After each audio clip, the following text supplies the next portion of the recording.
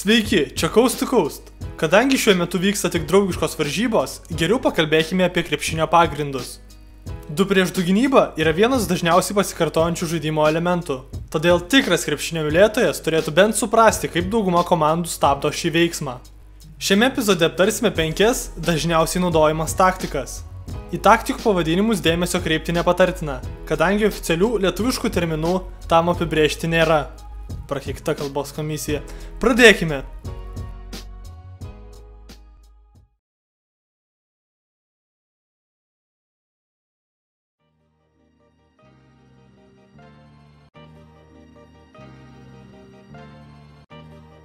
Pirmoji ir pati paprasčiausia taktika – keitimasis ginamaisiais. Turbūt per daug aiškinti jos veikimo nereikia. Vienintelis dalykas, kurį verta paminėti, yra 4 numerio pasislinkimas arčiau krepšio. Kadangi metus kamuolį po krepšiu aukštaugiui, kurį gina žaidėjas, iškart reikalinga pagalba. Ji dažniausiai naudojama tada, kai pirminė taktika nepasiteisina ir žaidėjas privalo rinktis atsarginį variantą, siekdamas išgelbėti situaciją. Taip pat, kai abu besiginantys žaidėjai yra beveik vienodo ūgio arba aukštaūgis, visiškai nemoka žaisti po krepšiu. Galiausiai, ši taktika naudojama ir baigiantis atakos laikui, kai žaidėjas su kamuoliu nebeturi laiko išnaudoti pranašumo prieš gynybą.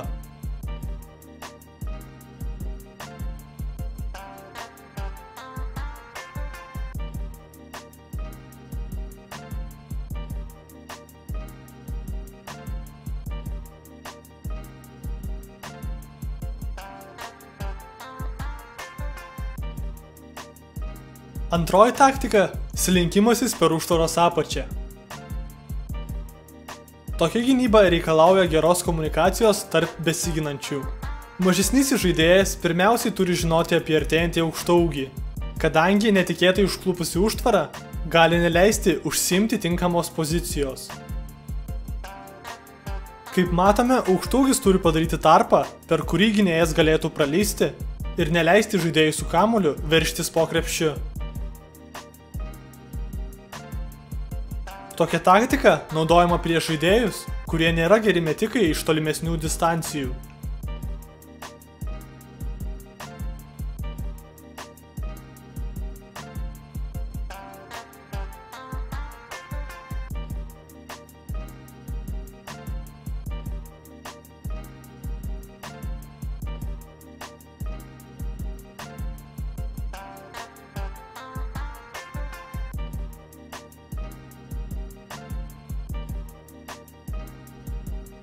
Trečiąją ir šiek tiek sudėtingesnę taktiką pavadinkime gąsdinimu. Žaidėjas lenda per užtvaros viršų ir neleidžia varžovui atakuoti iš toli. Aukštaūgis tuo metu žengia žingsnį link žaidėjo su kamuoliu ir neleidžia jam pilnu greičiu veržtis link krepšio. Svarbiausia šioje situacijoje – pristabdyti žaidėjo veržimąsi ir suteikti laiko žaidėjui jį prisivyti. Pagąsdinimas turėtų priversti žaidėją su kamuoliu padaryti lanką vietoje aštraus posūkio link krepšio. Verta atkreipti dėmesį, kad link krepšio kertantį aukštaūgį privalo pasaugoti žaidėjas iš tolimojo kampo. Ši taktika geriausiai veikia prieš agresyvius žaidėjus, kurie gali pataikyti iš visų distancijų, bet nėra labai geri kamuolio perdavinėtojai.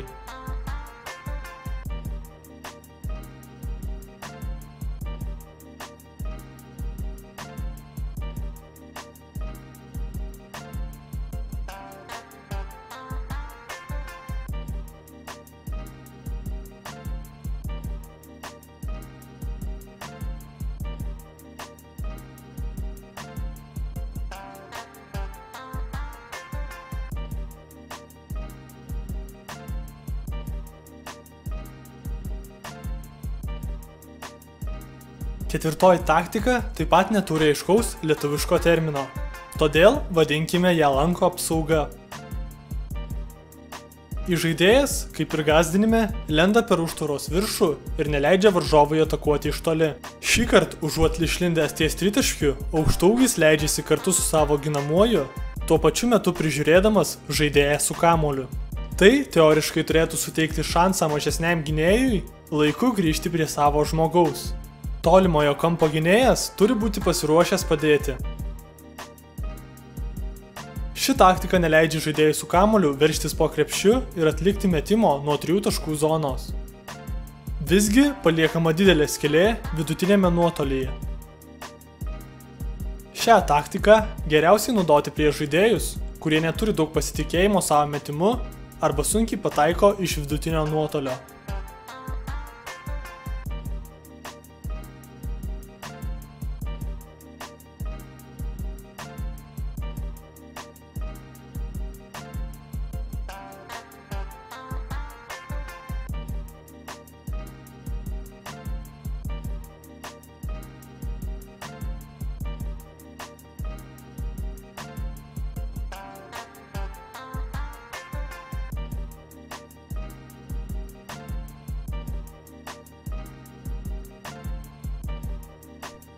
Paskutinę taktiką pavadinkime dėžute.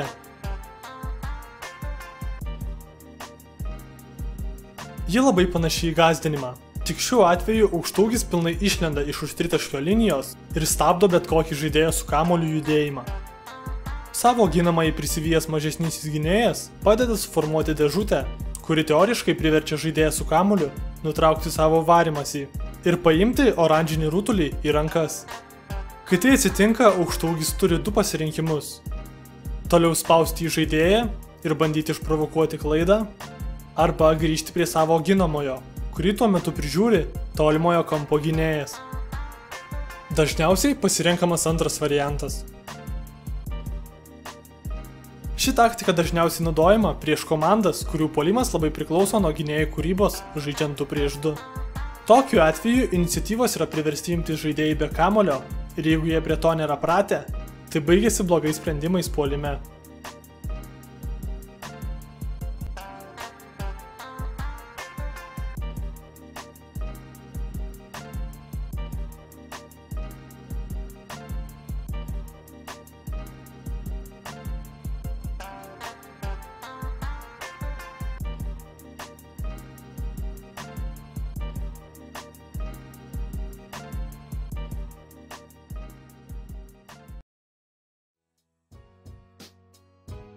Papildomos mintys. Atkreipkite dėmesį, kaip 3 ir 4 numeriai pasislenka link po krepšiu prakirtusio aukštaūgio. Taip yra sumažinamas taikinys, į kurį perdavimą gali atlikti žaidėjas. Ir tuo pačiu suspaudžiama erdvė, kurioje puolimo judesius gali atlikti kamuolį pagavęs aukštaūgis. Labai svarbu, žaidžiant antro numerio pozicijoje, nesusigundyti paleisti savo žmogaus ir padėti gynyboje. Dažniausiai tokiu atveju ginamasis gauna auksinę progą atakuoti iš toli arba veržtis po krepšiu.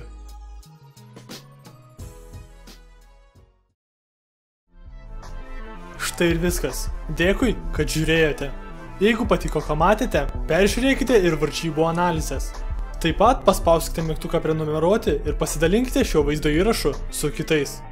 Jeigu turite kokių pastebėjimų ar kontrargumentų, pažerkite juos komentaruose.